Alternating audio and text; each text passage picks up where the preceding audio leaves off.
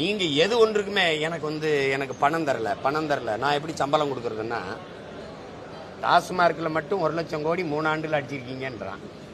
நானா சொல்றேன் எதையாவது இது கக்கூசு கழுவுறதுக்கு 450 கோடி அங்க ஏங்க இதெல்லாம் ஒரு இந்த கக்கூசிலே வச்சு புதைக்கணும்ங்கிறீங்களா? ஐயா படிக்கும் போது ஏன்டா கக்கூசு கழுவ சரி கழுவியாவது விட்டியலாடா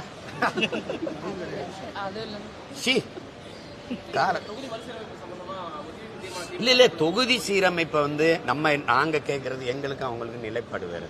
தொகுதி சீரமைப்பு 2023லயே நான் அதை ஏற்று பேசினேன் தொடக்கும் போதே. இப்ப இவங்க தேர்தலுக்காக பேசுறாங்க.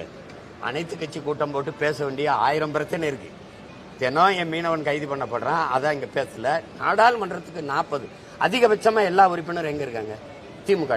அங்கதானே பேசணும், அங்க தர்க்கம் பண்ணணும், வாதத்தை எடுத்து வச்சு அதை தகர்க்கணும்.